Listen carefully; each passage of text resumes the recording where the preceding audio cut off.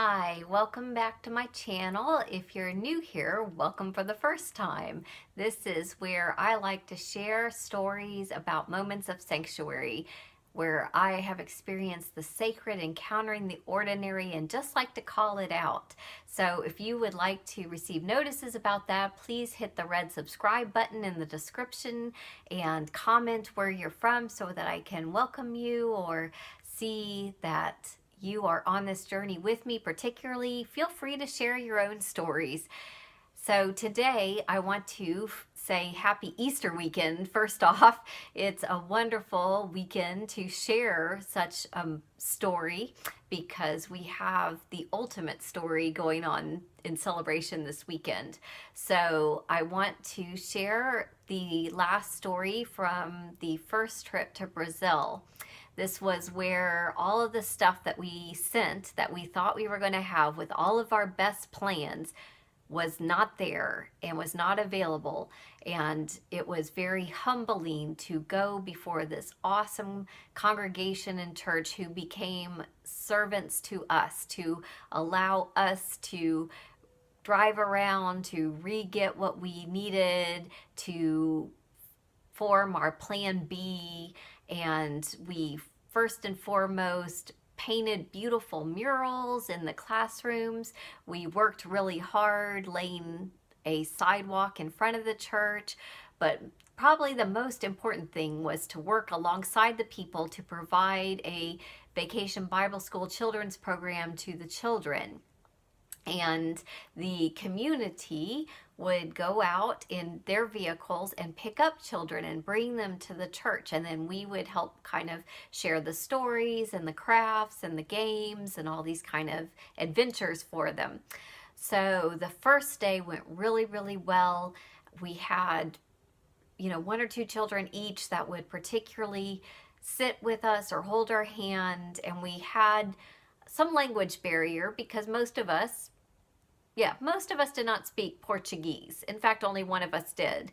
And the children hardly spoke English, mostly not at all. So we had to do a little charades and a little just taking of the hand and demonstrating in order to communicate. And we did have translators, so that of course was the main thing. But really, you don't need words to have a relationship with these children. And this one little boy, Lucas in particular, he was kind of my shadow and sat right next to me and held my hand. And each person kind of had their special person. And the second day, we got all excited and got prepared, and several of the children were missing, including Lucas and some of the other kids that had been particularly close to some of my youth. And so when we asked at the end of the day to the translators what happened, where are these other children, we discovered that some of the people who were providing transportation and driving up the mountainside and driving around the favelas, the poor neighborhoods, and picking up these students, they were only available to do transportation on the first day. And so the kids wanted to come, but they didn't have a ride. And so the bottom line was we weren't going to get to see these kids again. And though the church would still have relationship with them, that was something that we felt like, gosh, we're missing out on this wonderful thing. And so we wrote them all notes, and the church was going to contact them later, but we heard the stories. And one of the stories was about Lucas and his sister, that their mom was alcoholic and their dad was away in prison, and all these hardships that these children faced, and our heart just went out to them. We didn't even know this after spending a day with them. And we realized, this is not a Brazil problem. This is a poverty world problem. How many children are back in the United States, in our own communities, that their mothers are drunk and their dads are in prison, and the only reason that they're not with us in our children's program is because they don't have a ride. And sometimes you have to go across the world to realize something that's in your own backyard.